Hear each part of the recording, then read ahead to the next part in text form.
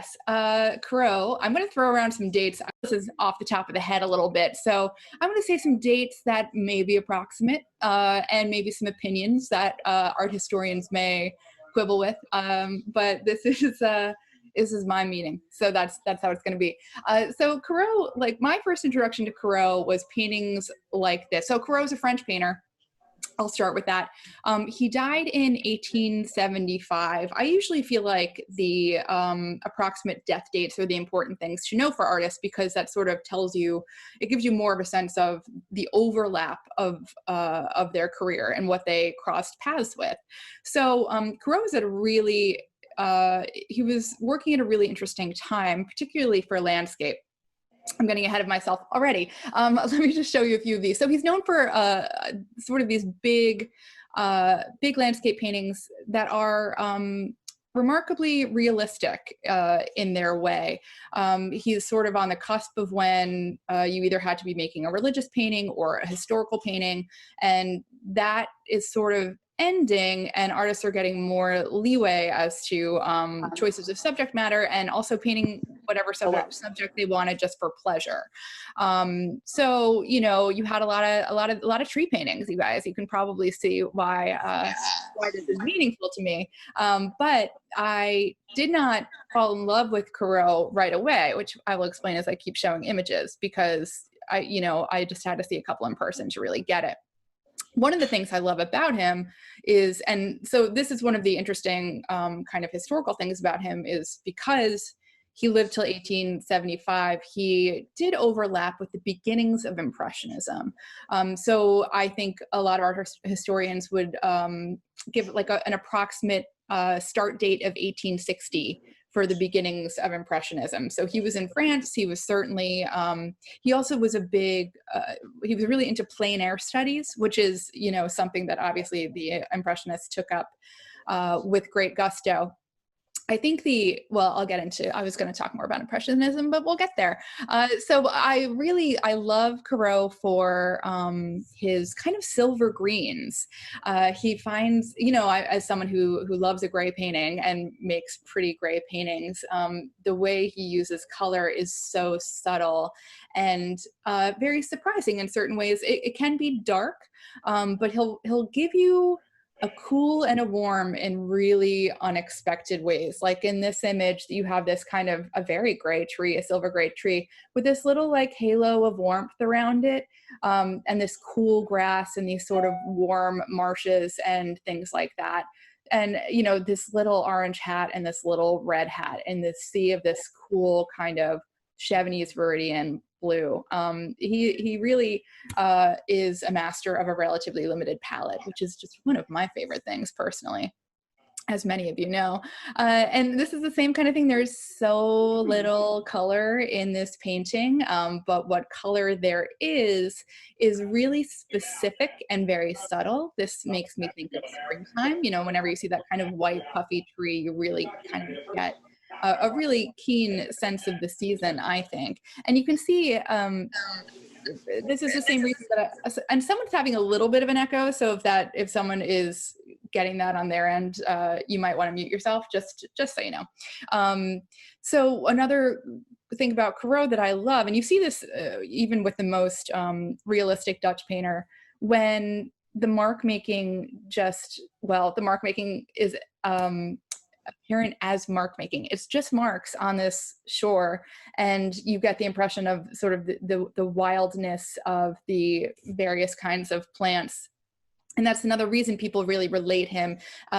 He's referred to sometimes as a proto-impressionist. He really, to my mind, is a little more of a realist. I love this painting so much. I mean, just the way the shadows are shapes here, and here in the shadow you have that darkness, and you kind of go into that cool blue underneath the tree, and you almost get like this kind of watercolor transparency here, and the specificity of these edges, and the fact that they're crisp and not blended, and then these little patches of maybe ultramarine, which can look quite warm in relation to the green around it, and then just a kind of purple gray background. So you have this giant cool foreground, and this gray almost becomes purple just because you're getting yellow in the green. It's just all, you know, reverberating together. And then you have these little warm figures. Can't get enough of it. So what I was saying is that in many ways, I think he's more just of a kind of traditional realist than maybe, I mean, he is, I shouldn't, this is me being like, art historians listening to me would be like, we know he's a realist. So this is me walking myself back. But he really, when he started painting, he was really on the cusp of, or in the middle of, neoclassicism. So he's funny because, like, in this painting, you have this really realistic background and this beautiful kind of dark Gothic woods. And then you've just got a bunch of nymphs, you know, so he's really paying attention to what's in front of him and being very specific. And he made a lot of studies like while out in the landscape. But because of when he was painting, landscape as a subject in and of itself was still new enough that you kind of needed the excuse of you know, some kind of classical scene or a religious scene. There are so many paintings that are like this, you know, just a giant, beautifully painted landscape. And there's three figures in the corner on a camel, even if the camel makes no sense in that landscape. And then it'll be titled The Flight into Egypt, just because, like, you needed a religious excuse to paint this wild landscape. And so people would use the flight into Egypt of Jesus, Mary, and Joseph in the Bible as an excuse to paint this landscape. So he had to throw in some nymphs in the beginning, but in the end, you know, you could just be a landscape painter. This is actually Gainsborough. Gainsborough died in 1788, so approximately 100 years before Corot died. And so he wanted to be a landscape painter, but he had to paint people. He also was very sought after for doing that, and one does need to pay the bills. But so this is just to show you what people would do when they really wanted to paint a landscape. So he's like, here's this couple that paid me to paint their portrait. I'm like, sit out on your property and I will show everyone the vastness of what you own, basically, because he wanted to paint landscapes. He really just wanted to be left alone to you know, paint scenery. Poor Gainsborough. He did okay. Don't feel too bad. But the reason I actually really first fell in love with Corot is that, and I long for this day when travel is once again readily accessible. The next time you're at the Louvre and, you know, you have to plan your time there like we all do because it's so big. If you go, I'll have to look up the name of the wing, but it's like this little red room, it's high up in the building, like it's maybe on the 4th floor or something like that. And there's just this wall of 5 or 6 tiny Corots. These are like, they have to be like 5 by 6 inches. They're really, really small. And it's just him. I assume they're plein air because they're so small. That's my guess. And I think this is the same bridge that was in that first painting that I showed you. And these are just these little studies. And the first time I saw these, I was like, how come no one really like made me look at Corot before? Like, I knew who he was, but these are just like, these always knock me out. This little one, again, your warms and your cools, and you have your little stripes of your hot browns and this beautiful atmospheric perspective. And, you know, one thing I've wondered about Corot, which I don't really know, because one big break with that the Impressionists made that I think is different than Corot is that they painted on a white background when really everyone else before them was working on a dark ground, which is actually what I like to do. And so I've wondered this about Corot, and I feel like maybe the plein air ones are on a light ground, but the big ones are definitely on a dark ground. But I look at this and I'm like, I feel like he just had this golden color, this kind of burnt sienna gold back behind everything. You can see it kind of creeping up in all these places. And I think he was just starting from here and letting it breathe through and working around it. So I really love to look at how he constructed these paintings. I mean, and this is like, you know, we haven't been here, but, you know, I've talked to, I think, at least a few people on this meeting about painting rocks, and the way Corot could just find a plane, pick a color for it, put it down, move on to the next thing, you know, and capture the light. It's really, he actually was very influenced later in his career by photography, but, you know, just the aspect of him, you know, taking, what was this? I'm sure less than an hour, possibly only 20 minutes. You know, I'm sure he really had a good system, you know, finding the redness of these rocks and this warm green and this cool green and this cool brown and this warm brown. And again, very limited palette, but a lot of effective temperature changes. Same here, like this is maybe even a little bit more finished. And here is where you can start to see, this is a little bit of this is a bigger painting, and you can kind of see where people are like, looking back, you might be like, well, he was definitely on the edge of Impressionism in certain ways. And in certain ways that's true. But also, like, there's so many artists whose style change later, like the actual the notion of a late style for artists is like a known thing. Things tend to reduce and break down. You find your marks faster and you make them more accurately. I look forward to that day personally. This is actually one of the paintings on the wall of the Louvre that I love. This is a tiny, tiny, tiny, tiny painting. I have a picture of it actually on my phone in the frame, which kind of gives you a sense of how small it is because the frame looks really big. But this painting, it's like a postcard size. It is so little and so beautiful and so accurate and so apt. Like I love, like, I remember the first time I looked at it, I'm like, is that a puddle? Is that a person? But no, I think it's like a person and an animal, and just finding all of these shapes and getting, all of these little lights and darks back here, and just your general sense of what's happening in this tiny, tiny painting, and all of these different greens in this tiny painting and all of the darkness. I mean, I can't get enough. I think that these are, I mean, I run to these when I go to the Louvre. They're always on my list. But so this is this is a very late painting of his. This is from like the 1860s. And this is where you can see, like, okay, maybe his palette has changed a little bit. Maybe there's a little more color coming in, and maybe things are a little more fractured than they were before. So this is when you start to get, and this is a part of his life that's really overlapping with the Impressionists who are starting to work. So, you can see why people would start to make that association, but I will make a very brief argument that this happens to a lot of artists in their late style. Here's late Rembrandt. I mean, just things get a little bit more built up, also a little bit more separate. That happens so often in the late styles of artists. This is Frans Hals. This is a very late Hals. If you look at early Hals, it's like all this beautifully painted lace and perfect blacks. Hals is the painter that when Velázquez looked at him, Velázquez said, if you look at a Hals painting, you can find 27 blacks. Which is, I mean, it's apocryphal, but also if you stand in front of a Hals, it's not untrue. And this is JMW Turner, late Turner. And, late Turner basically was, I mean, these are essentially Impressionist and abstract paintings actually also. So this issue of the late style is certainly not specific only to Corot, but because of when he was working and because it was landscape, you can, and that's not to say there was no cross-pollination between him and the Impressionists. Artists always look at the next generation, so that wouldn't surprise me at all. But to specifically talk about this image that we're going to work on today, I want to say just a few things about it. When I was looking around for a Corot to copy, when I looked at this one, I thought it was particularly good for two reasons. The palette is particularly limited, so I'm going to be using titanium white, yellow ochre, cadmium red medium, ultramarine blue, and ivory black.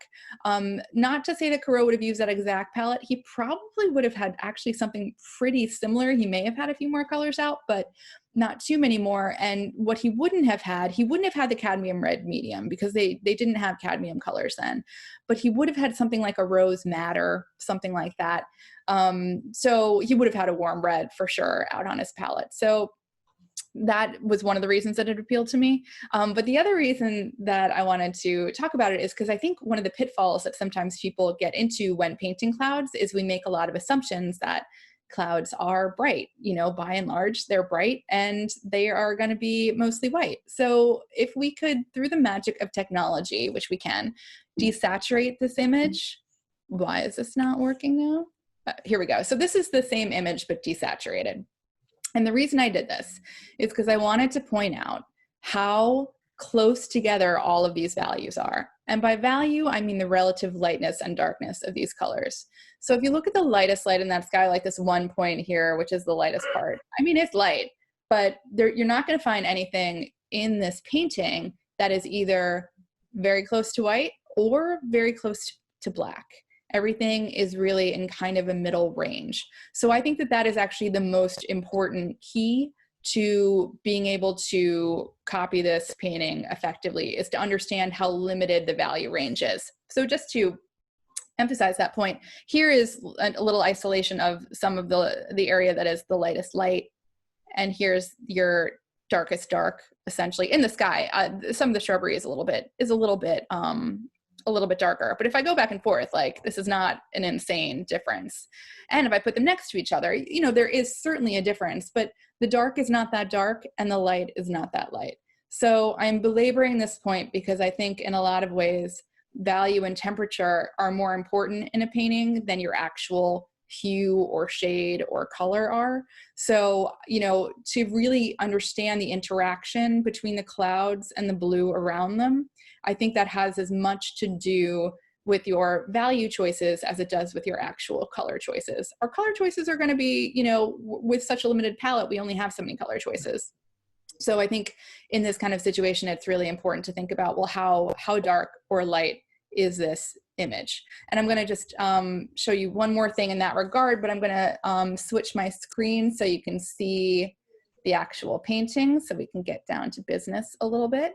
So, you know, you might be inclined to just grab some white and paint some clouds with it, which is a reasonable assumption, but perhaps not an accurate, like not the most effective choice. So this is just a titanium white on one of these little swatches. I don't ever use these to actually mix color, but these are a very effective teaching tool I have found. So if I hold the white up to basically anything on this painting, you can see how much lighter this is than anything else that I have, you know, in the image. And even here in the unpainted area, you're like, oh, that must be the white of the canvas. But the white is so much lighter than this. And even this lightest area, you can, I think you can see that the white is much lighter than that. So, you know, that is, I mean, I really don't ever recommend anyone using straight white anywhere on the painting, although there are several people on this call who I'm sure have seen me do that, just that.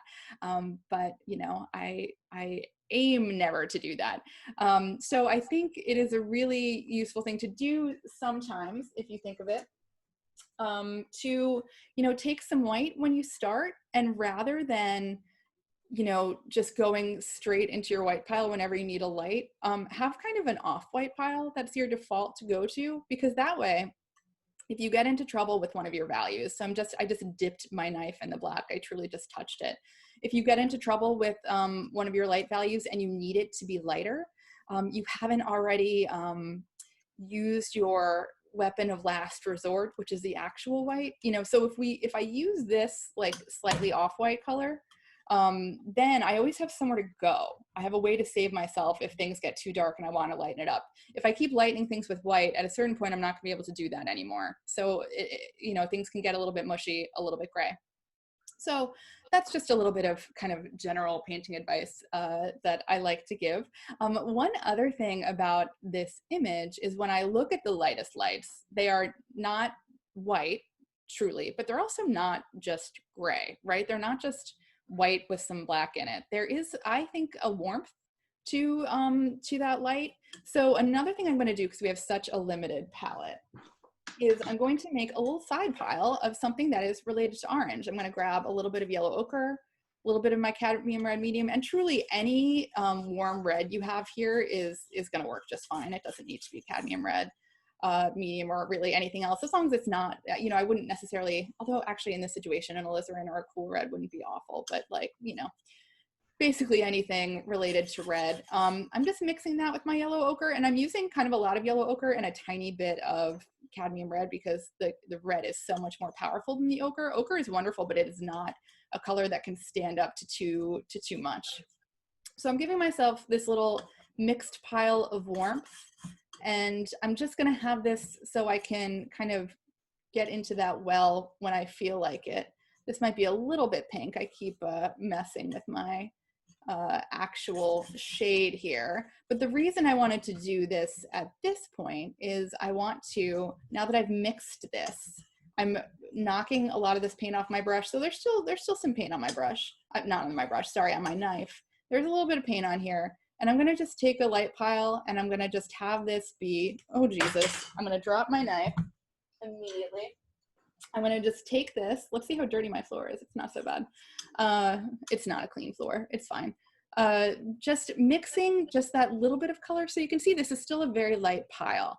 This kind of thing I do where I just use the end of what's on my knife. I do that kind of a lot when I feel like, okay, this is a situation where my light pile can really get tainted very quickly, but I just want to have a little bit of warmth here in this in this pile because I think this is going to be a better place to start with the clouds, this tiny bit of orange, like so. So, and then sometimes what I do, I actually rarely, very rarely, even when I'm teaching, very rarely do I have a printed reference. But if you happen to have one and you hold up, this could actually even maybe be a little bit yellower.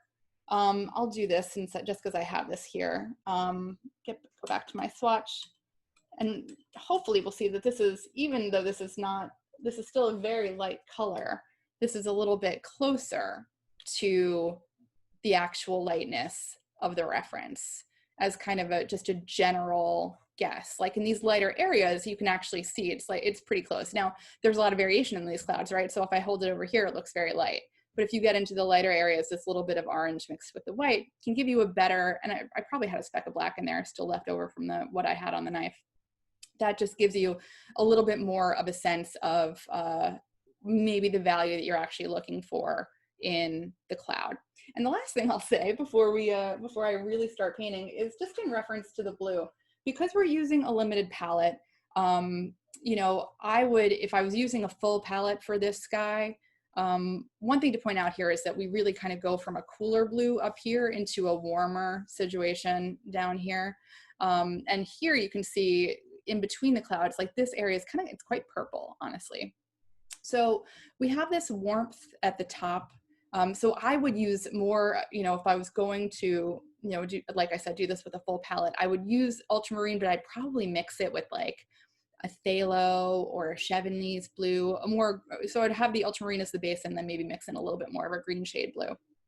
But since I only have the ultramarine out, it's still going to be very possible to get this transition using just ultramarine and white and probably some of this orange. That's another reason I mixed it, because I want to use it as a complement to the blues, because would not be in my character to not temper the color down by graying it down a little bit. So we can still make this transition if we go from an ultramarine white and a little bit of the orange into maybe something that's a little more related to purple. So I just wanted to point out this transition, because as much as this is a color transition here, it's also a temperature transition from a cooler blue to a warmer, you know, here, you know, this is almost, you know, kind of a warmer blue purple here. But, you know, I really, and also you'll hear me at different points. I've done this before. If I refer to something as being, I'm as likely to refer to a color I'm using by its name or by calling it, I'm going to add a warm here, add a cool here. It's kind of a shorthand, because also in a lot of situations, you can use a lot of different warms and cools just depending on what you're doing. So, you know, I've many people, there aren't that many people here, but, you know, people have heard me say that I do think, I'm taking off my scarf now, I think that temperature is the most important characteristic of color. So now here, I'm finally ready to stop yammering and ready to begin. At least that's my plan. So here, you know, there's a lot of ways to start this image. It's not, people ask me how to start things all the time, and there are just as many ways to start things as there are to finish them, really. So I don't have so many rules about that. Again, a lot of you know that I really like working on a dark ground. But for this kind of study, when we're looking for brevity and freshness, it can be really great to work just on the white surface. So what I'm going to do to start with, and this is just a choice that I'm going to make. I don't think this is a rule. I don't think there's not any other way to do this. I'm going to start by laying in just a little bit of the blue of the sky, because I really want, the thing with all images, and especially with this image, because it's the one we're working on, is that all the color needs to relate to itself. So I don't want to get too into the clouds without having them vibrating against that blue. So I kind of want the blue of the sky and the clouds to come together in as much as they can at the same time. So we'll see how effective we can be at that. So this is this is the knife that I just used to mix that kind of warmer cloud pile. So I have white on this, and I also have some of the orange that I mixed over here. So I'm not cleaning it off, and I'm just gonna go into my ultramarine, because I want some of the orange to temper this ultramarine down a little bit. And so I'm just gonna mix that with the knife and see how this is value-wise. It's going to be cooler than the image, because again, we don't have a perfect, because we're using a limited palette, we don't have a perfect equivalent to our friend Corot, but it's I'm going to warm it up a little bit with some of just a speck of this orange. and then a little more white because I don't want it to be dark. After I've lectured everyone about value, I don't want to, you know, not take my own advice. But even just a little bit of orange that I'm adding here, and you can also just add ochre if you're really careful with it because you don't want to get super green here. But even just that little bit of kind of orange-based ochre that I added helped change the temperature a little bit. It's still not as warm as it is in the original image, but it is warmer. I'm sorry, it's not as, let me reverse that. It's not as cool as it is in the original image, but it's cooler than it was when it was just ultramarine and white, which I wouldn't really use anyway because that is too pure for my taste. So I also have a decent amount of white in here because, like I said, these colors are just not that dark. So here I am. This is just, what is this? This is a brush from Richardson. It's a size 10. I'm not going to be using this much, but really what I want to do with this brush is just, I'm kind of mapping a little bit. And one thing that I really like to demonstrate while I'm working, and I act like it's on purpose, but it's sort of just what happens, is that you can have a stage of your painting where it really just looks like just a hot mess, and it's fine. You can always, there's always a stage in at least my paintings where if you, like when you stop and you look at it, you're like, it's time to go learn how to be a dental hygienist. I used to say it's time to go work in a bank when I was younger, you know, just like how is this what I do with my life? Because it just can be such a mess, but really that is okay. It's fine. You can always get it back. And I think one thing that people get very hung up on here, I'm just really mapping between the clouds. And this is, you can see how little attention I'm paying to what I'm actually doing. Because this is all going to get moved around. This is just like general blue to put down where I generally think it might be. I'm being a little conservative with where I'm putting it because I want to be able to have the edges of my clouds not necessarily be running into all this blue. I don't really know how much I want that to happen, so I'm just being a little conservative with how I place it, like so. So very simple, just got some blue in. And the next thing I'm going to do in this very messy stage, and I was saying that one thing I think that sometimes people think when they're painting, like you can get very demoralized when you're starting and things don't look right. You know, like this. It's just, things just aren't going to take a minute to look like how you want them to look. I promise. But you can always, and then, you know, if things take a turn and it's a disaster, you can always get it back. Sometimes it's like actually a necessary stage of the painting. So what I want to do now is another thing that I talk about all the time. So I've mapped out this blue, but what I want to do is I'm looking at this image and I'm thinking, in that sky, is there a unifying underlying color to these clouds? Now, what I think is the easiest way to approach the sky is if you look at, let me bring this back so you know what I'm talking about. If you look here, like down here at all these kind of light pinks and purples, these really, you could think about them being kind of under the whole painting up through here, right? Like even this cloud that has the light and the warmth on it, I want to put that light warmth over this color that is already, this shadow color that kind of creeps all around here. I want to pull this color out of this darker color because I think that's what's going to help me get like really nice, beautiful, soft connections in this area. And, you know, if I look up at the top here, I can see some of that purple in this cloud, but mostly the shadow in these clouds it's quite a bit greener.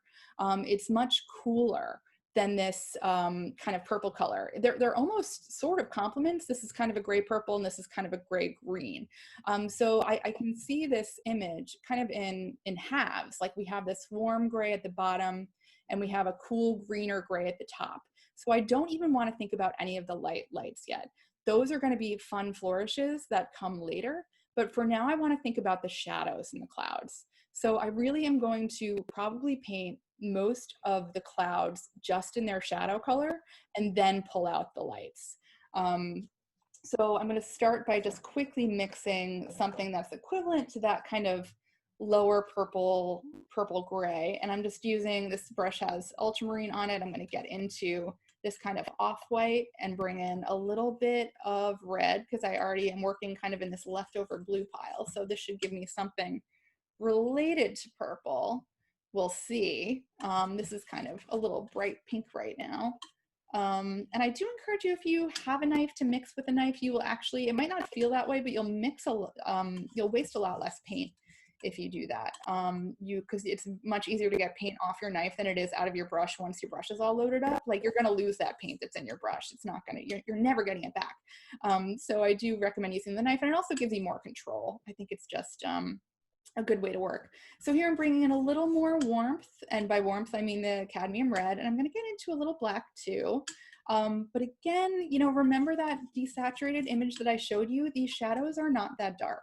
So if I showed you, and I didn't do this, but the desaturated image, if we took out the lights of the clouds, I think the shadow of the clouds and the blue of the sky would be a very, very similar value. So I definitely don't want this to be too dark. That said, I'm now putting in more black because I am me, and I do tend to just mix things a little bit dark. And I'm going to bring in a little more red, a little more purple, and I'm sorry, a little more blue and a little more red to make a little more purple.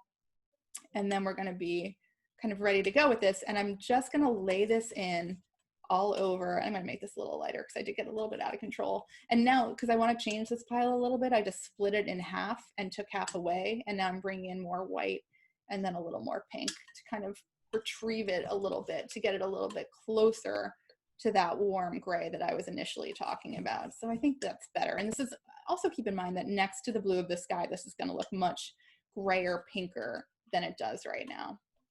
So I'm going to take the same brush, actually, that I lied when I said I wasn't going to use this brush a lot, apparently. The same size 10 brush. I really want to keep things, use the biggest brush you can for whatever you're doing for as long as possible. It's really, that's the way I like to work. And I'll give myself a little bit of a horizon line here, just in general. And one thing that's happening actually down at the bottom here is you can bring in a little bit of that kind of lighter haze at the horizon line. There's that sort of change in value as you get closer down there. It gets lighter. If you didn't see that, that's not a big deal at all.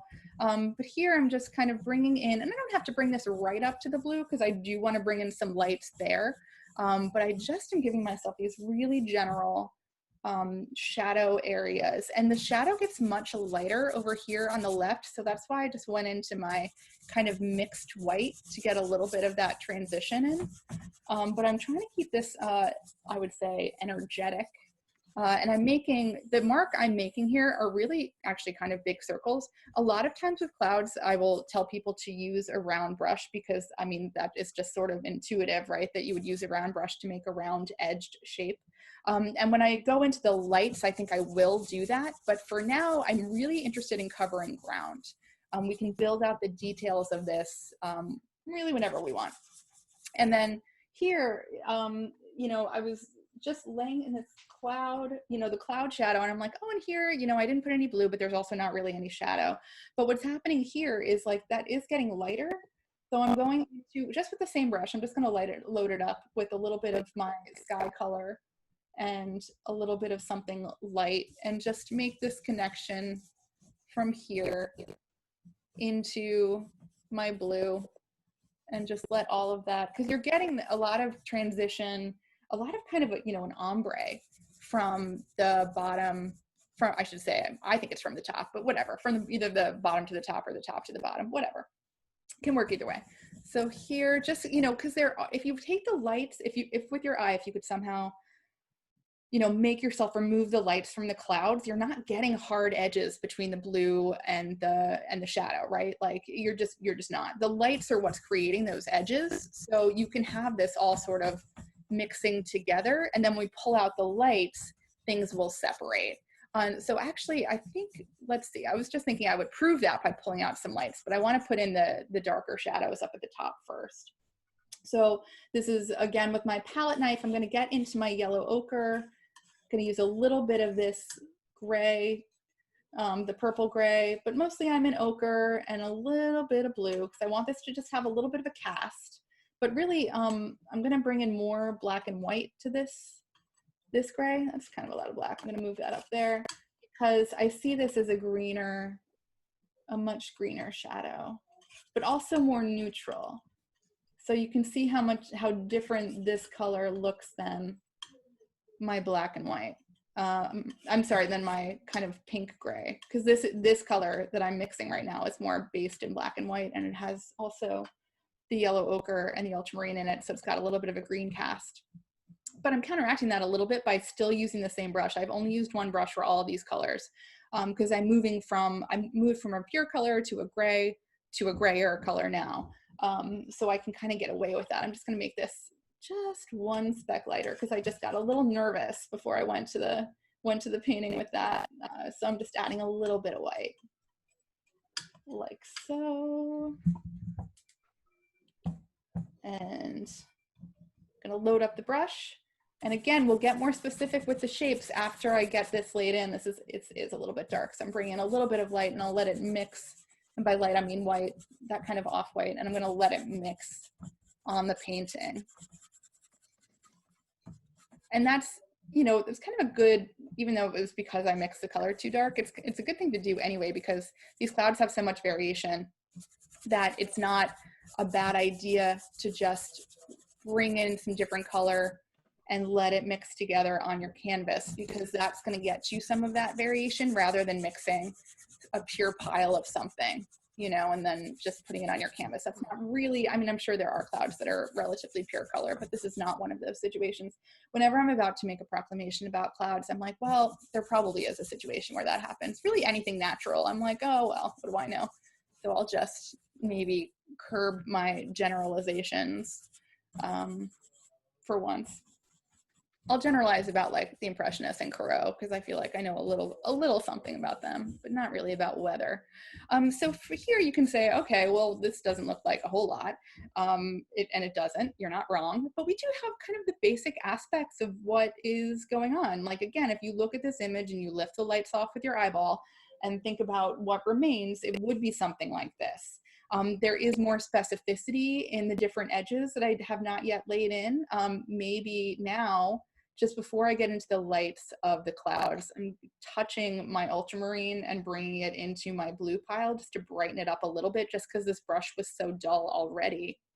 The blue is acting like a little bit of a reset to the brush, and then I'm bringing it into my blue pile. And I can, anywhere where, like, because I tend to make things like just blocky shapes. So if I want to bring in a little more variation here, I can do that now before I bring in the lights. So I'm carving a little bit into these guys and just, you know, giving a little bit of a different shape to some of these clouds. Now, because I've been using the same brush, if you have also been using the same brush, I will say that, you know, if you use the same brush over and over again, that can be great. You can get a lot done with it, but just notice if you're making the same mark with the same brush over and over again, it's going to be the same size mark, right? So with clouds, what can happen, and this happens to me truly constantly, you can end up, I'm kind of doing it right now, you end up with like that napkin edge, like you can get like a scalloped edge where everything's really even and it looks like a pattern. So just be aware of that, because at a certain point, we're going to want to break that up. Like if I kept just making little indentations here, eventually the shape would just repeat itself, because this brush is only so big. I'm only going to get so small a mark. I'm only going to get so big a mark. This is a little bit of this kind of brush that I'm using. This is a filbert with a rounded edge, and it's a size 10. So it's like a little bit of a blunt tool. So, you know, there are other ways to get moving from the inside of the cloud to the outside to bring in a little more variation. But I think just be aware if you're making marks that do not necessarily reflect the true randomness of nature, which is actually quite hard to do, I think. So now I'm going to get into the light of the clouds. And this is a size 10 Isabey brush. This is a much smaller size 10 than the other brush I was using. And it has a, it's a filbert. It's actually not a round, because the top of it is kind of flat, if you can see that. I don't know if I have enough space in front of my camera.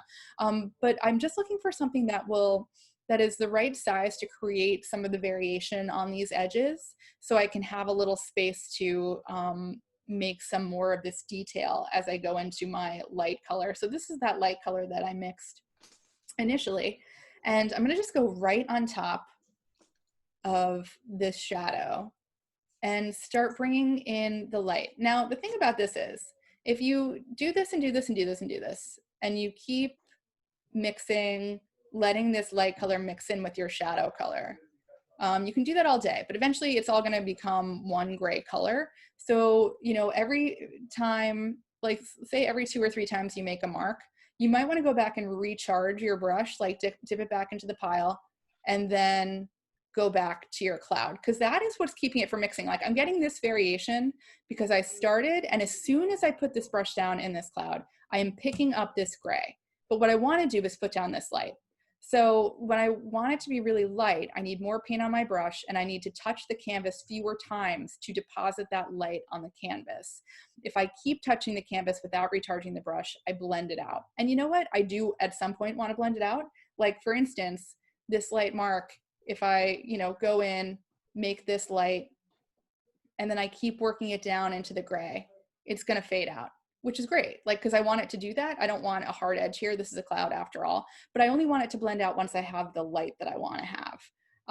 So, if I recharge, and again, see, and also this is an example of that scalloping I was talking about. Like if you find yourself doing this, I'm going to really exaggerate it so you can see it. If you find yourself doing this, like just making this mark, like you're making a doily basically, and not a cloud. So, but if you looked at any of my paintings, you would find that doily edge somewhere. I can 100% guarantee it, because it just is, it's just what you do. You're using a tool that does one thing and you're using it to do the thing that it does. So like to force yourself to break it up can be, you just might forget, honestly. And I see this all the time, and you guys are not, by and large, all beginners, but with beginners, I see it a lot. Like they'll do something on the canvas that they like they find a mark that they like for whatever that they're working on, but then they bring it into another part of the painting and it doesn't make any sense there, but they just found this mark that they liked. So a lot of what I talk about with beginners is like finding your brush vocabulary and also making everything look like it's made out of a different thing. So if you keep repeating your mark over and over again, you're not going to make one substance look different from another, and that's when you can see a lot of paintings that look very plastic. But these are all, this is all the same stuff. These are all clouds. So we're not in danger of that. I just went on a bit of a tangent. The other thing I do with clouds is could not tell you when the last time was I looked at this reference, because you just kind of start painting them, and that's completely fine. If you really want to pay attention to, I'll pay some attention to Corot Clouds, because that is the point. And also I gave myself this framework based on the clouds that are actually in this painting. So I might as well look at them. But here I'm just picking out places where I see that lightness. And also as you start to bring in the lightness, you are within your rights to bring in a little more darkness as well. Like this does not have to be the only shadow situation that we're working with, because like over here, I see more warmth in that shadow, like a little more kind of brown. And in this situation, ivory black is gonna look, this might sound crazy, but if I lay it in the painting, just this black and white bit, it'll look kind of brown. It'll look warmer than the shadow behind it. So if I just bring in some of that up here, and here what I'm doing is I'm making this like X mark basically, just to keep some openness and variation, because I don't want to make, like if you make this line, you just got to like blend it out, and it's always kind of going to look like a stripe, so I'm just softening. And if you do end up making something that looks a little bit too much like a stripe, you can always just grab that shadow brush and knock it down. And this has the blue in it too, so that's actually coming in here, which is fine, because actually I look at this part of the painting and there is like real blue coming in under there, so maybe I'll just knock that in while I'm here. Yeah, so this is just a lot of like finding these little variations. Like this cloud over here on this side has a really bright edge, like just the edge is really bright, so I'm just gonna think about so here I'm not really bringing the light down into the cloud so much at this point. I'm just laying in, and I really got that scallop there that I'm gonna have to break up, bringing in these little bits of light. And if I want them just on the edge, like because that cloud is a little bit backlit, is basically what it looks like to me. So I'm going into my my kind of purple gray color, I'm lightening it a little bit, and I'm actually going to work that up into the light rather than working the light down, because that leaves the light on the edge, and then you can get a little bit of that kind of more specific backlit effect with that cloud. And then also in this area, there is more blue than I have. So, if that happens to you and you're like, oh, I didn't leave that area open enough, you can just go ahead and just bring that blue right in. No one ever has to know that you didn't have it there initially. But here, like, I've added that blue back in, and now I'm like, well, this back edge of the cloud is now too soft. So I'm going to add some of Corot's light back here, but it's not super light back here. It's just, I'm going to knock this down a little bit because it's a little bit too much. And then I'm going to actually bring in a distinct shadow, because this edge of this cloud, I feel like you can see not because of the light, but you can see because of the dark. So I'm going to bring in, and I was kind of messing around in this area a minute ago. I'm going to bring in a little more dark just to give it a little more of an edge. Still very soft though. And that's one nice thing about having laid down the shadow color already, and there's a little more light down here. So I'm going to bring that in. Now that we've laid down the shadow color, because we're working wet into wet, that's softening all of these values for us a little bit. So we don't have to be constantly like knocking things down to blend them. They're doing it themselves just because we're working wet into wet, which is great. In this situation, it's definitely the more convenient way to work. And I'm going to bring in a little bit, I'm getting into a little bit of just ultramarine and white here to rescue a little bit of my gray down here. Like to me, my blue of the sky got a little bit gray. So I'm just going to maybe bring some of that back. And this way, by brightening that and like adding some of the darkness and some of the lightness, and here you get some of the more of the differentiation between these different values. And maybe there's another little light spot in here and I can just drop that in, you know, whatever you see and whatever feels, you know, like the kind of cloud you want to make. I mean, there's just no reason to not enjoy painting a cloud. So if you want to do something with one, then you go ahead and do it. There is a thing happening here where you're getting the shadow kind of coming up into the clouds a little bit. Like the shadow doesn't always have to be on the bottom. So like with this bright spot, the shadow is kind of like rising up over the bulge of it. So I'm just bringing some of that darkness, and like, you know, we don't have to have total allegiance to the reference, but I do admire the specificity of it. So we might as well take advantage of that, you know, and maybe I'm going to bring a little bit of the softness of the light back in here. So it's just this back and forth the whole time, you know, finding your lights, finding your darks. This cloud kind of like spills out over in this direction. So this is a situation where if you try to do this with a bigger brush, you're only going to get a mark that's like, this mark is only ever going to be so small. So I can do a couple different things. I can switch to a smaller brush. So this is a size 2 round brush. And I can, if I want to, just because this is a little bit, the bristle's a little bit long, I can just do like kind of drag. This is the thing that I like to do sometimes with these smaller brushes, rather than getting fussy with them. I'll just try to show you this mark on the palette.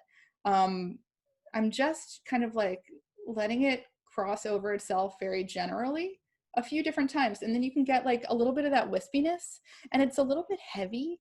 So now I'm just kind of feathering out the edges with tiny circles just to make it a little, you know, I was just yammering about specificity, and now I'm basically trying to make this mark a little bit less specific. And then the other aspect of this, when you have this little bit of wispiness, now I'm going into my ultramarine just to strengthen this blue a little bit. And you can bring the blue in as well. Like the blue's a little stronger here maybe. So I'm just generally bringing that in and letting it blend with the blue that I already have, and it gives it just a little more distinction.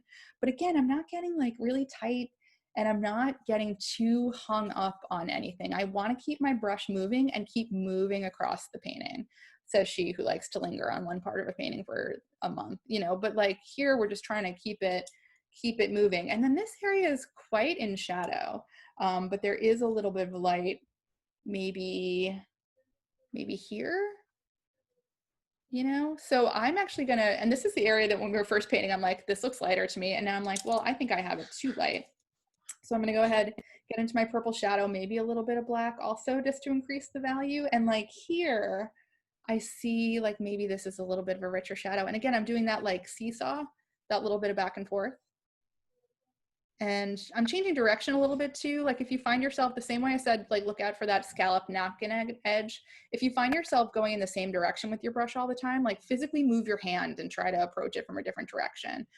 Because I mean, how many times do you look out in the world and everything's like swishing in the same direction? Do you see that sometimes? I'm sure you do, but just maybe not that often. And you know what, if you're gonna make that a choice, make it, but like make it a conscious choice if you want your mark to be going in the same direction for a long time. Here, I'm actually moving in a circle. So I'm really kind of doing that, just getting that openness and that freshness. Freshness is a word I'm always gonna like really hammer home with Corot, you know, just making it fast and loose and open. And in this area, you get a hard light edge on one of these, on this cloud in this corner, but since I'm already using my shadow color, I'm gonna bring the shadow in here like this. And again, I'm using this kind of open circular motion. Just because the circle part of what it's doing is it's giving me like an effective cloud effect in the shadow, but also it's creating kind of a top line that makes sense with the highlight. So, you know, a lot of times, you know, in trying to find an economy of brushwork, we're trying to do as many things as we can in as few strokes as possible. So I'm thinking about the shadow marks and being like, okay, how can I make a shadow mark that actually helps me out when I'm going to put the light in on top of that? It's really trying to think around corners when you're choosing your mark. And I say that as though it's something that I do with great aplomb at all times, which is completely untrue, believe me. But here, yeah, there's real lightness here. And if you ever get to a point, see, so what I'm doing here to have this real lightness at the edge, I am taking my light color, I am tapping it once or twice on the edge and then going back to that color. And I'm not dragging it down into the gray because then it's just gonna like fold into itself and you're gonna lose that lightness, which sometimes you wanna do because sometimes you just wanna blend it out. But here I really want that light sitting on the edge, and then there's this little bit of light in this transition up here. I might have mine too high up into that other cloud, so I might have to adjust. But I was just like basically laying that light on top of the cloud that's up there. Just before I move up to the top of the painting, I actually want to sort of re-interject some of the lightness that's at the horizon here. So I actually switched to a fresh brush. And here, because we already have paint down here that the white is going to mix with, I feel it is within my right to use white here, because it's just going to mix with what I have down. So I'm just dragging a little, and I have to use kind of a decent amount because I have a decent amount of paint already down here. So if I want to change the value, I can go across once or twice, and that's basically it before it all starts to blend. But here you can see I'm adding that little bit of lightness, and maybe I can go a little bit further with it. And that it's going to look lighter when we get the darkness of those trees down. So this is like just a little suggestion to me. And the reason I wanted to do that is it makes my shadows look darker that I have that in. So it makes the volume pop out a little bit more. And I'm actually going to round this shadow a little bit more because it's not like the light is really going across in a perfectly straight line. So I'm adding a little more of that shadow, and then I'm getting into my ultramarine. I'm going to bring a little more of that blue in over here. And here you can really see this is where we start to get the volume. So even though we have this limited value range, because I often think of volume, you get that when you have real lights and real darks, but like here we barely have, you know, we have a really limited range, but we're still getting all this volume, but we have to be specific with it for it to work in this kind of limited situation. So up here, I really see the only light, very light area is this spot here. It is like the lightest area though, so I really want to kind of get that. I'm using that size 2 round brush. I'm going to try to just dot in that really light spot. I think Corot did that better than me, but that's okay. And I just successfully got paint all over me. So let's see. I just knocked that down a little. It was a little too much for me. It was a little too light, but sort of in relation to that kind of light bright shape, I'm using the size 2 brush now rather than the big brush that I've been doing all of my lights with, just to make this a little bit of maybe a more specific light here. And then the light kind of curls up into this shape, just letting that light be right on that edge. And then, you know, here's my shadow brush is going more into that more neutral green shadow. And I'm just kind of knocking the edge of the light a little bit because I had a little bit of a seam there. So I'm just kind of knocking that down a little bit. And then you get to have this really fun dark area in this cloud. And again, I'm just getting into the black and the reason I'm not just using black because black is what we use for shadows, not at all. I'm using black here because to me that shadow is more neutral than the other shadows that we have maybe seen. Like maybe it's a little bit more purple, but I think that the black is suitable for what the actual situation requires. I'm not just using black because this is like a dark shadow shape. But here I'm seeing the shape of that black, and I'm seeing that as like, I don't know, it kind of looks like Italy to me. If you take out that little spot at the bottom, it is also possible, I don't know what Italy looks like anymore. It also could be like the head of a dog with something in front of its mouth. I only say that not to sound like an idiot, although I'm sure I do, but like with shapes like that, if you're really trying to be specific and see them, I personally think it really helps to verbalize what the shape is. or what it looks like to you. I don't know if it's because it makes your eye rest on that shape while you figure it out. I don't know if you really look harder at that shape while you try to find something to identify it with. Maybe I'm the only person for whom that is useful, but that is something that I really like to do. And here I'm getting back into my ultramarine because in that cloud in the right corner, we have that neutral shape I just made.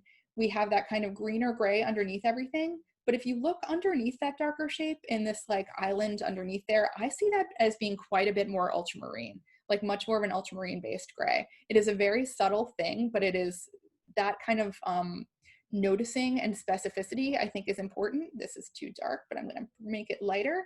So this is like all of the grays I've used in this painting essentially, and ultramarine and white on this brush right now. And I'm just trying to get this light enough without being too light. So this is just, you know, it's a little bit of a temperature change because ultramarine is warmer than the gray of this cloud.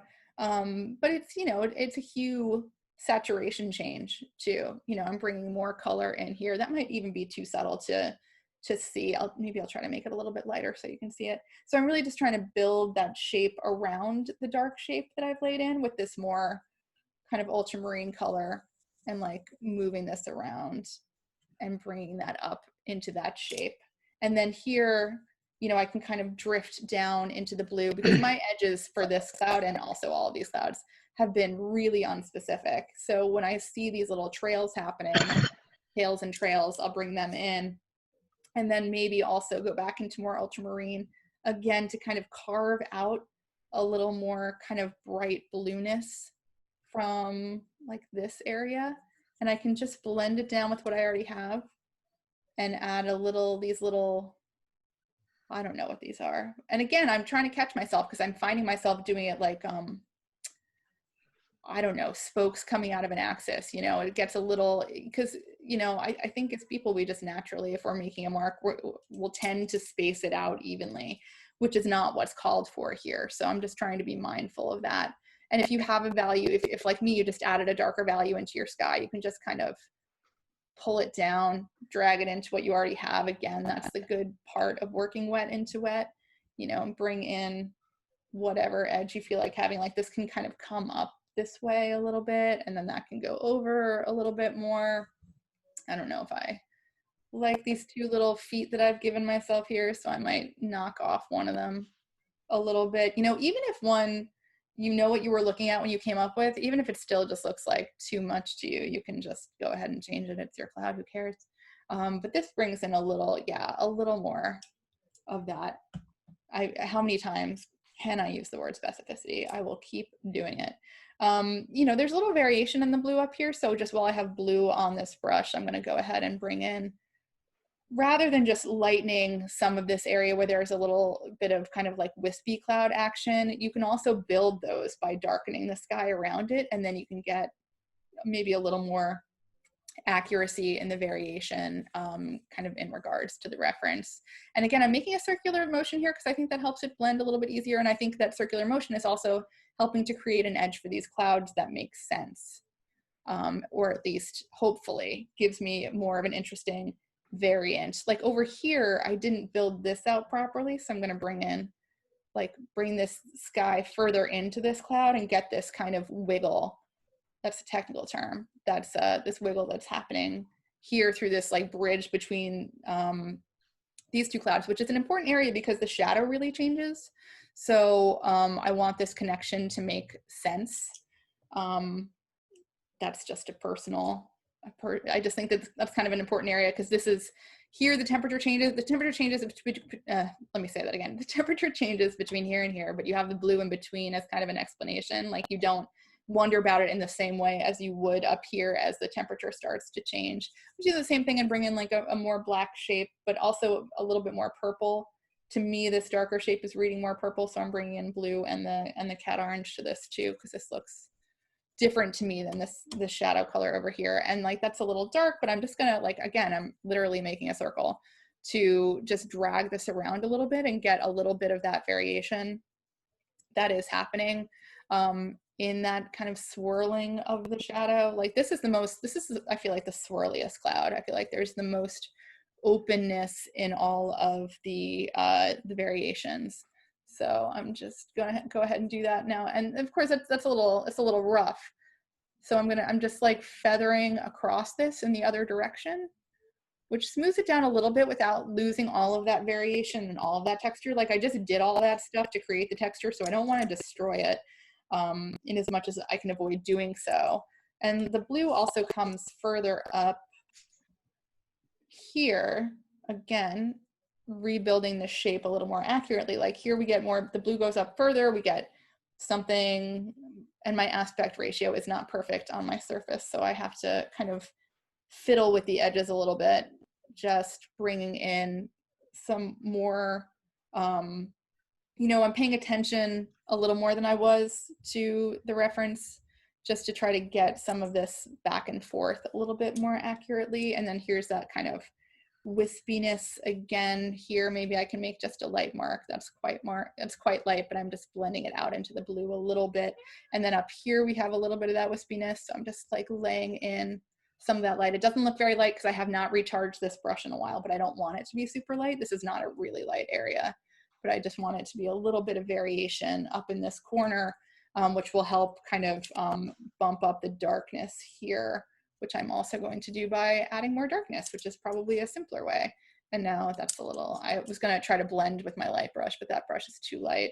So instead I'm gonna go into my purple gray and just work into that a little bit and bring more of this shadow working this way. I'm actually gonna bring a little ultramarine into this because I can kind of see that. Like if you look at the dark edge of this cloud and the sky, I feel like the colors are not quite as different as I have them.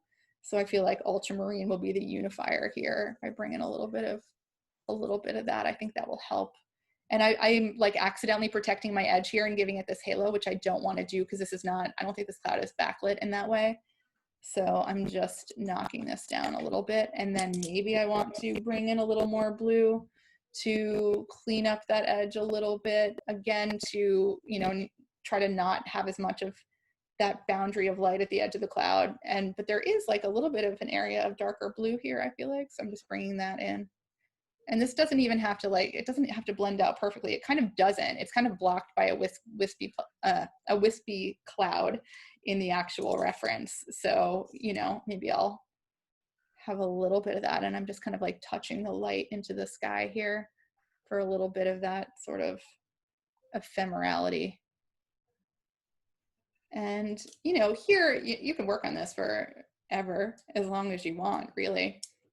But this, you know, just to show you, this is like kind of your basic lay-in situation. And I don't think, not that I'm in any way channeling Corot or presuming anything about him, but there is, I don't know how much more than this he would have done, you know, to get this variation and these shapes. I will do maybe one thing. I would like to bring in a little bit more,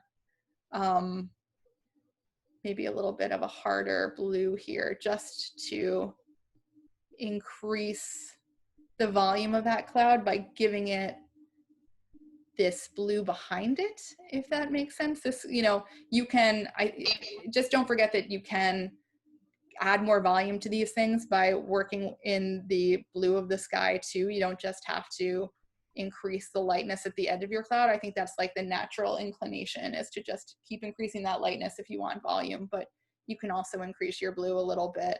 And I'm still not in any kind of like insane value range here. It's not like I just made anything much darker than it really should be here. And here I'm just basically moving the brush around to kind of also recreate that wispiness.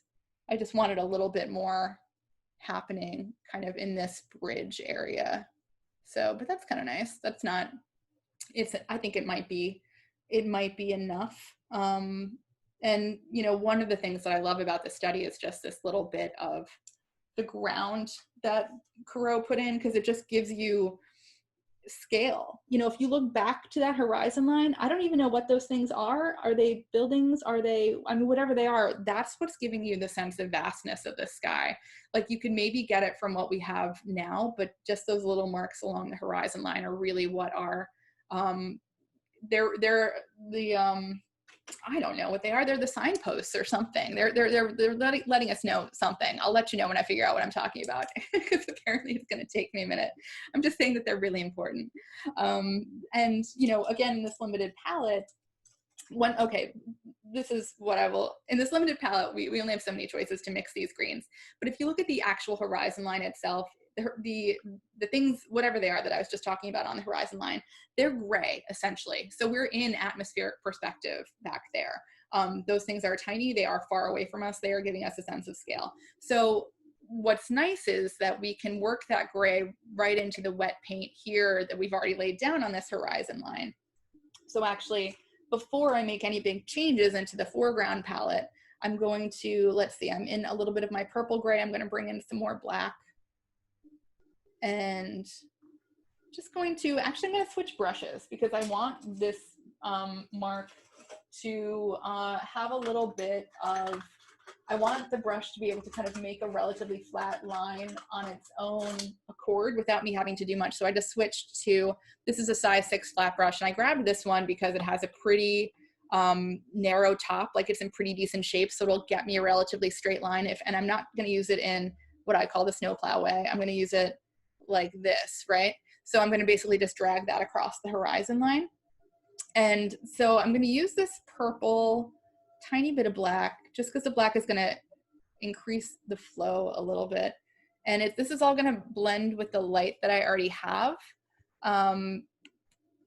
And that's fine. I want it to, because this is going to be a little darker than what I have now. So I'm just dragging this across. This is quite a bit darker than what I wanted. Let me go into my light and fix that up a little bit. That's okay. I'm going to just drag some light over it, like so. Dragging in a little horizon line here. Now it gets better over here. But I wanted it to be relatively straight without my having to do that much. And then, so this can be, you know, I see there are a couple, I keep saying horizon line when really there are several horizon lines. The one that's farthest away is actually quite light, which is why I'm lightening up this line a little bit. But then there's one in front of it, which is not so flat, but it's sort of, you can see some hill variations. So let's see if I've learned my lesson and can get this value better. I'm gonna doubt it. And I'm going to just smush this over so it's a little wider. There's a little more variation. I'm not going to break my other horizon line with it in any way yet. I'm going to do that with the smaller shapes, but I'm going to make this maybe a little bit narrower over here. Again, this is a big brush, but I'm using it in that thin direction, you know, and already this is building up a little space for me. I'm just going to make one more dark mark that comes maybe to the middle of the canvas, because like this is all not even back here. So I feel like maybe this can be the line that all that stuff is kind of jumping out of. So I'm gonna just give it a little bit of a harder edge like that. So that's a little bit more darkness. And I'm gonna grab that size 2 round brush that I was using before and get into a little bit of black. And this had light colors on it, so this isn't gonna be super dark, even though I just put it in black. And so I'm using the black and the purple a little bit, the purple gray, I mean. And the key here, I think, is going to be to break the horizon line with whatever shape this is that I'm inventing as we speak. So I'm just giving these whatever these little things are that I think are so compelling and so telling, you know, adding that, and then maybe the ones that are maybe right in the background.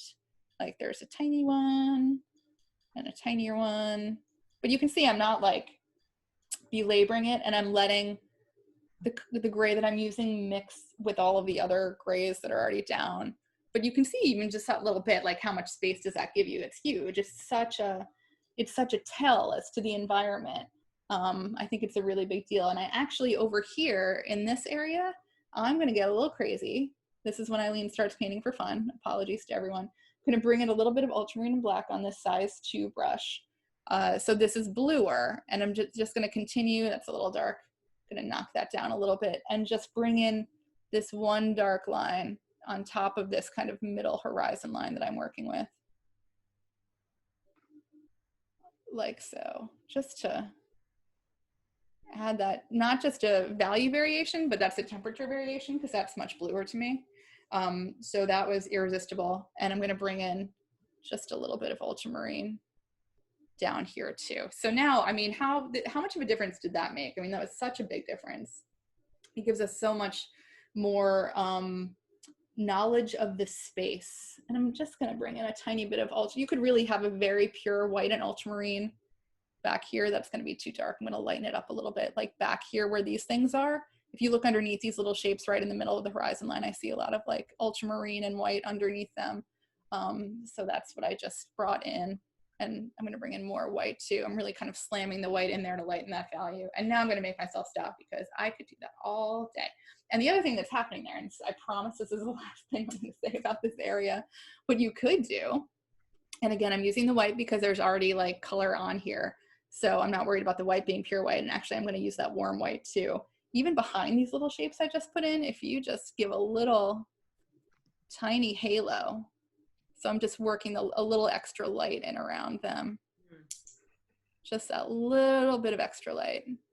I don't know if you've even noticed that, but I thought that was very satisfying. And I'm actually going to do the same thing over here. Just a little bit of extra light, just to give ourselves a little bit more luminousness, if you will. And now, you know, in the actual foreground, I'm going to paint in like the yellow green of that field and then add that stone wall or whatever that is. So I'm going to treat all of the lightness in the front as one value, and then we'll build out from it. So I'm going back to grabbing my palette knife for the first time in a while. And let's see, I'm going to mix down here because my space is a little bit limited. And for those of you who don't know, one of the greatest greens in the world is yellow ochre and black. Like you might naturally just want to grab your ultramarine and mix it with your yellow ochre, but which you could do. But I love black and ultramarine together. I might end up adding, I'm sorry, I love ultramarine and yellow ochre together. And of course I just put in way too much black. So you probably now think I'm insane, but here we go.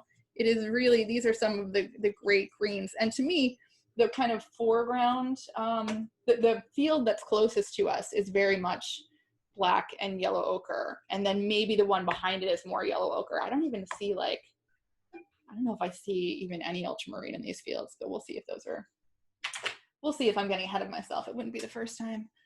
So there's yellow ochre is just, I have good yellow ochre too, but this is like, it's just such a weak color. It just wants to get eaten by everything around it. But at the same token, it has a beautiful influence on everything around it. So I mix a lot of greens, and yellow ochre is a big part of that. You know, that kind of like peanut butter quality that it has can really soften a green and add a lot of subtlety to it. So I'm going to add a little white to this. I'm actually adding that warm white that I had mixed for my light sky color. So if you saw this like at your hardware store as a paint chip, you'd be like, oh, I don't know. But it's going to be incredible. I wouldn't have it on my wall, but it's going to be great. It's going to be great in this field. So I'm just cleaning off one of the brushes that I've used rather than sullying 15 brushes for this study, which is really, might be a record. So this is just black, white, and yellow ochre. And I'm just gonna, let's see, I feel like this is gonna look super dark, but let's see what's gonna happen. Yeah, that does look really dark.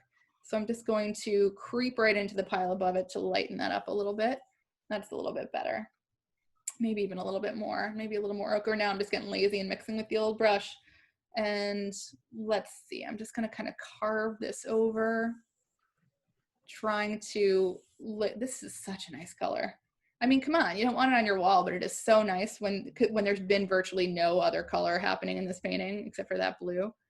This is very joyful for me. Let's see. So I'm just laying this in, and then, like I said, then I'll carve out some of that darkness in the foreground. And like now maybe I'll creep into some, because things do lighten up over here. So I am bringing in white, but also just straight yellow ochre to kind of not just lighten this, but brighten it. You know, trying to accomplish that in as few marks as possible as we fade out, as Corot so beautifully did. Sorry, at a certain point, I'm like, if you don't stop rasping, everyone's going to leave this meeting. Apologies for the rampant vocal fry. I'm in the yellow ochre now with the white and the color I just had mixed on my brush. And I'm just really going to get a little aggressive with my paint and mark making. And really, so I have a lot of paint on this brush, and I'm just adding in the lightness here, just really like smushing it. Truly smushing. I just really added a lot of pressure to the brush to get that, to really insist that that lightness get laid over the color that I had just laid down. Because that's a really, it's a shape, that backfield. So that's, I really wanted to kind of get that like squishy swoop. Now I'm just making up words. But this hopefully will be clearer as I add in the darker elements. And so for the darker elements, like you could see this as like, maybe if we had a burnt umber out, I might use that. But since we don't, I'm just going to get into the black, get into the ultramarine, and get into the red a little bit. I mean, I'll bring in a little ochre too. So really we have everything going on. And we're just making something in maybe the purple, warm brown family, but not super dark. Again, even that area, which is the darkest area in the painting, is not that dark. I encourage you to think of all of those things, which I assume are stones, think of them as one shape. I'm going to try basically to, so this is a useful brush actually. This is a size 2 mixed synthetic filbert from Utrecht, and it's just really a tiny filbert. So I'm just going to drag this over, and it really keeps its shape, which is why I'm using this. So I'm dragging this brush over, and then I'm just going to press harder in different areas, and I'm going to drag and press, and that's going to get me that kind of erratic stone edge. And so, you know, I'm also literally, so I'll show you down here what I'm doing. So I'm dragging this brush over, pressing harder to get that roundness. And then the other thing that I just started doing as I keep pulling is I'm like twisting the brush, so you get a little more variation. So I'm kind of rolling it around in my hand as well. If that makes sense. And I'll just finish up by dragging a little more darkness. Oh my God, you know, I apologize to everyone. When I get started, I'm like, oh, I have no idea what time it is anymore. But this is really the end. I'm just gonna drag this light. Sorry, this dark. If I'm losing my words, it obviously means it's probably time for me to wrap up. I'm just dragging the shadow across this field. And that's really all I was doing there. I know it's stones, and I'm just giving the impression of that by letting the brush, the different pressure of the brush, create that effect, rather than thinking that I have to paint every stone or anything, which is probably not something a normal person would ever think, but it's the sort of thing that I do think. And now, just as the finishing touch, I just want to darken that front field a little bit.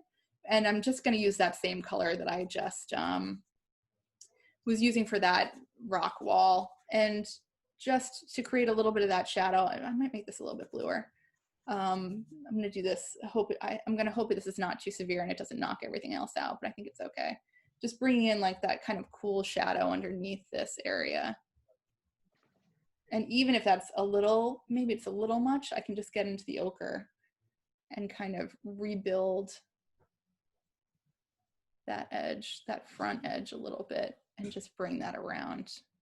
And so you can get a little bit of that effect of the foreground and the background fields. Like maybe I'll continue that a little bit this way, just to get a little bit more of that space.